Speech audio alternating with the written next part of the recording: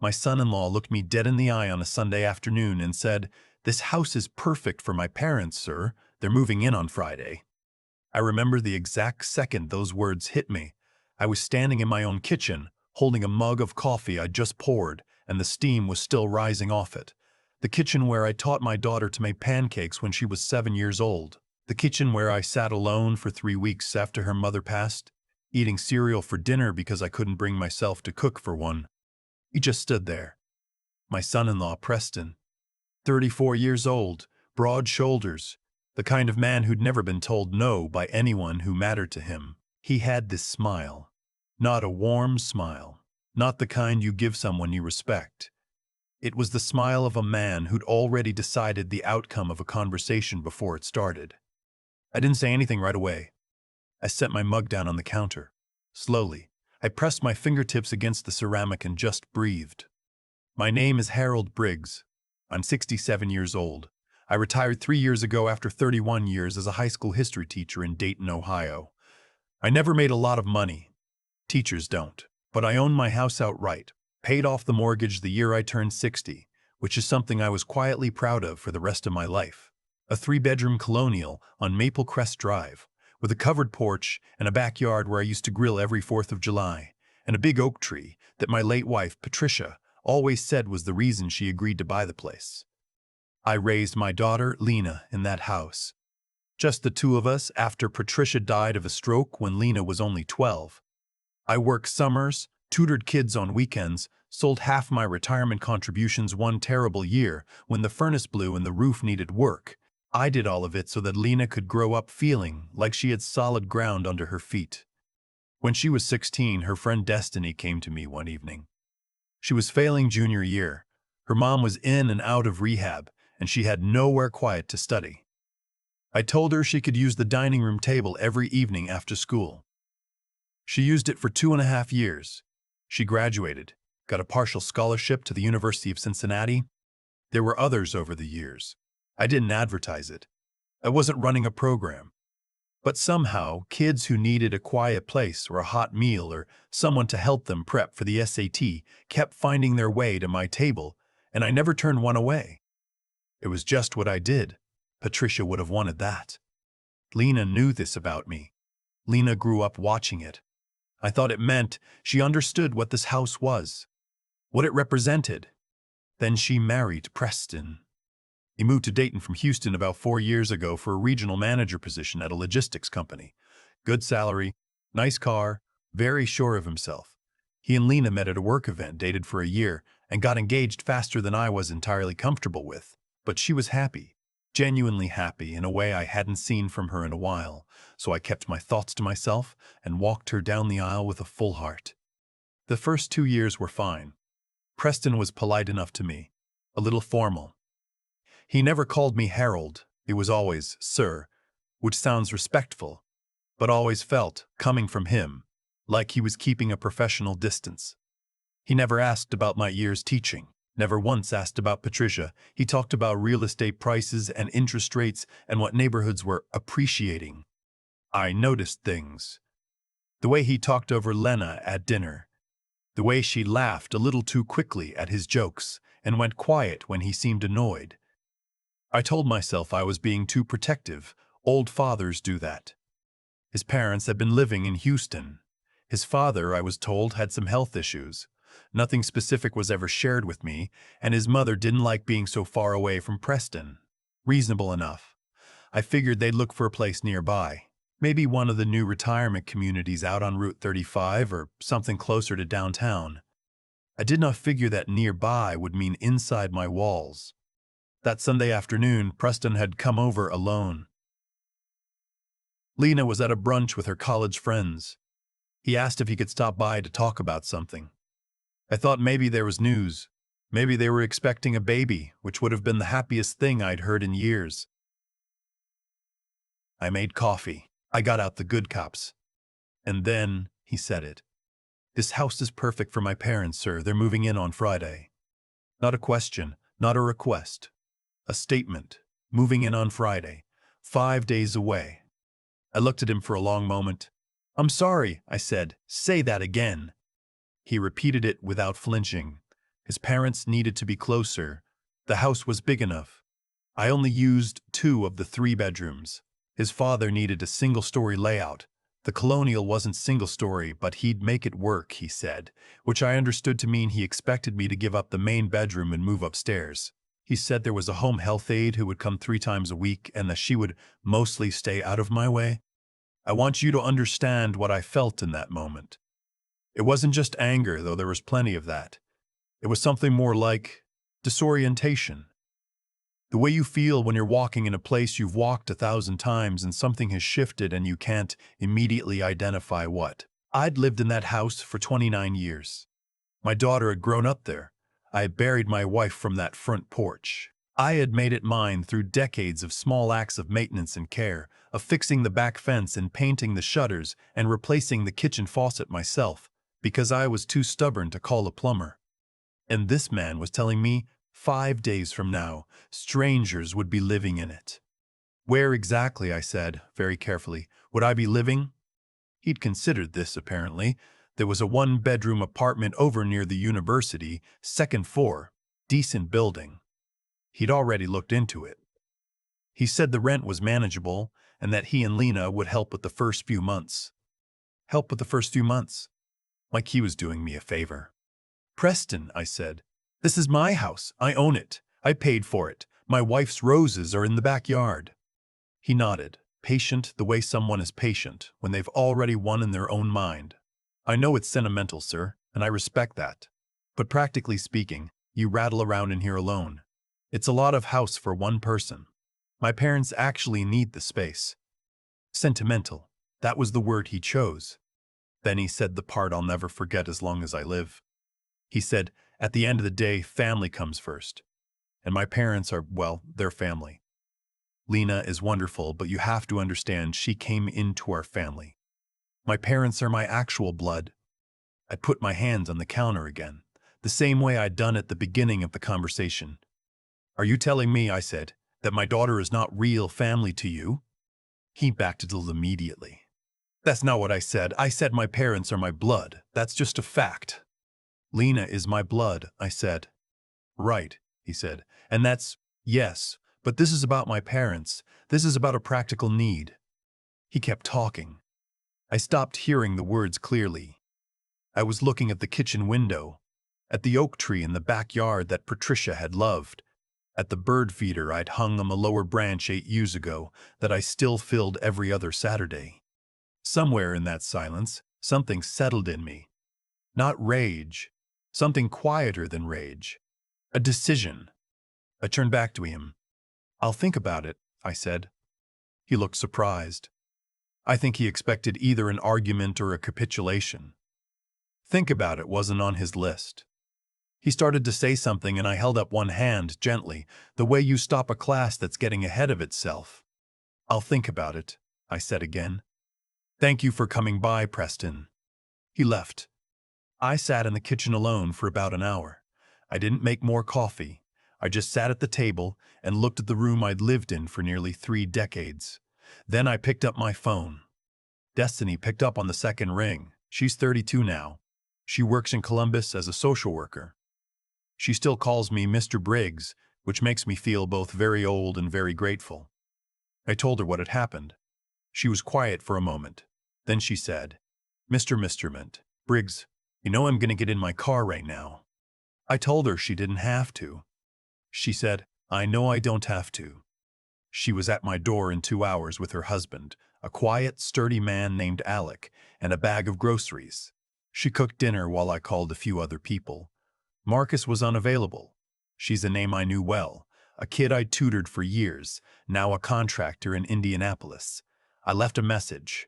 I called Jimmy, who'd sat at my dining room table every Tuesday and Thursday for 3 years working through AP US history, who now taught middle school in Kettering. He answered on the first ring. Word got around faster than I expected. People I'd helped over the years, some from decades ago, started texting. Some I hadn't heard from in years. Apparently Destiny had sent a group message to people I didn't even know she was still in contact with. By Tuesday morning I had 17 people who had called or texted to say they wanted to help. By Tuesday evening that number was 23. Thursday morning, The day before Preston's parents were set to arrive, I called an attorney. Her name was Beverly O'Coffer, recommended to me by Jimmy's sister, who worked in her building. I sat in her office for 90 minutes, and she walked me through exactly what my rights were as the sole owner of a property in the state of Ohio. She was clear and precise and used no more words than necessary, which I appreciated. When I left, I had a signed letter that I was instructed to hand-deliver. I drove to Lena and Preston's house that afternoon. Lena answered the door. She'd called me twice that week, and I'd been vague with her, which I hated doing. She could tell something was happening. She looked tired and worried, and I wanted to take her face in my hands the way I used to when she was small and tell her everything was fine. Instead, I handed her the envelope and asked her to give it to Preston. "Dad," she said, "what is this?" "It's a letter," I said, "addressed to Preston. Please give it to him." She took it. I could see in her eyes that she was ashamed. Not of me, of him, or of knowing somewhere that things had gone wrong and not stopping them. I recognized that look. I'd seen it on kids who'd watched something happen that they didn't know how to fix. "I love you," I told her. "That doesn't change. None of this changes that." She nodded. She didn't cry, but her eyes went bright. The letter was straightforward.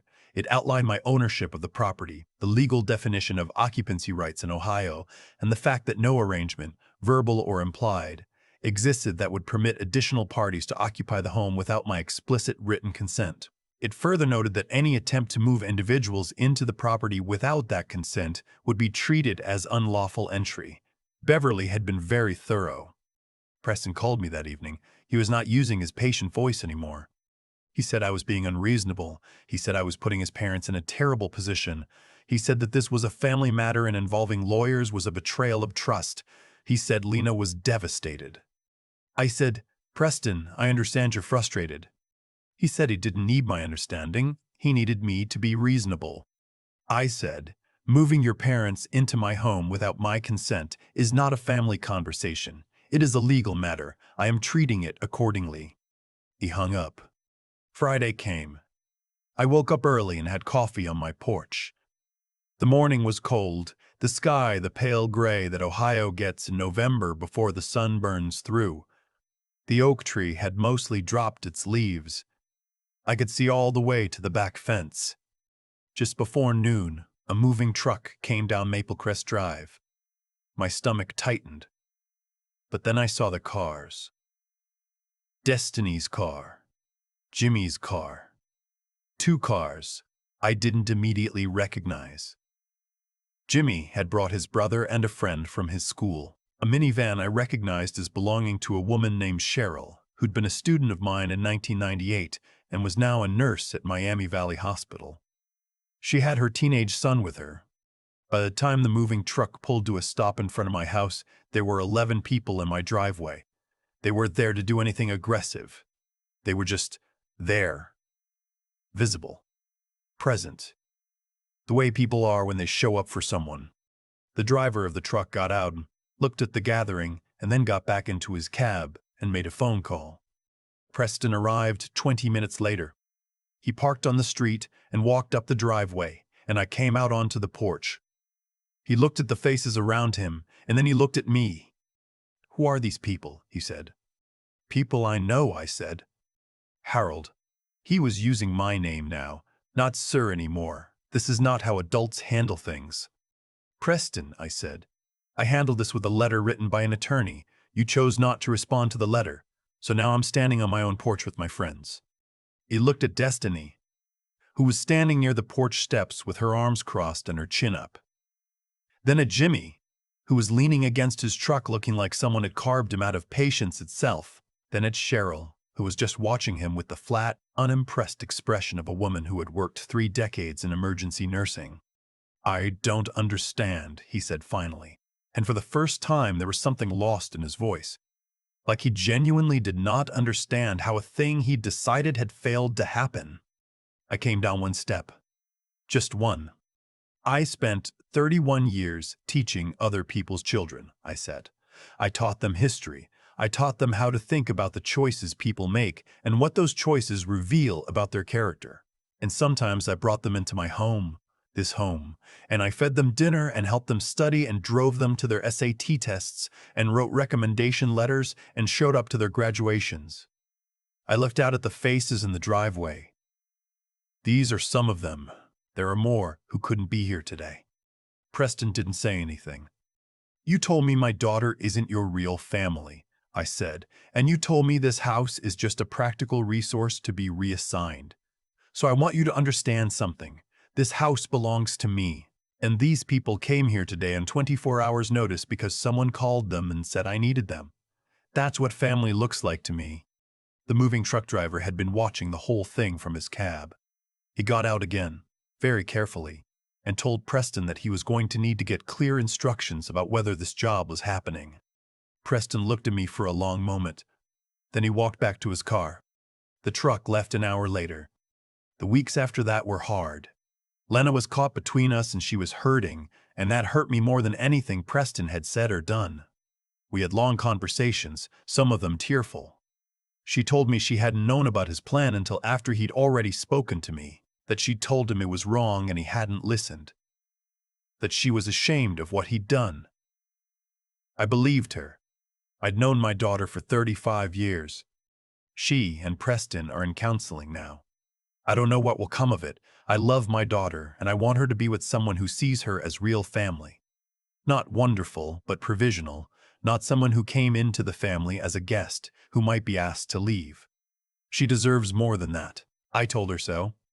His parents ended up in a very nice assisted living community in Centerville, about 12 miles from here. Preston paid for it. Apparently, when moving them into his father-in-law's house without permission fell through, he discovered they could afford it after all. I have absolutely no ill will toward his parents. They're elderly, and they need care, and they're getting it. None of that was ever the problem. Destiny came by a few weekends after everything settled. She brought Alec and their little girl, who is 4 and thinks my oak tree is magnificent. She asked if she could hang a swing from the lower branch. I said absolutely yes. We sat on the porch and drank coffee, and she told me she still had the recommendation letter I'd written for her college application. She'd laminated it, kept it in a folder with her diploma. I didn't know what to say to that. I looked out at the backyard, at the bird feeder, at the place where Patricia's roses come back every May, stubborn and brilliant, same as they ever were. You know, Destiny said, I tell everyone about this house, about your table, about sitting here and actually believing, for the first time, that things could turn out okay.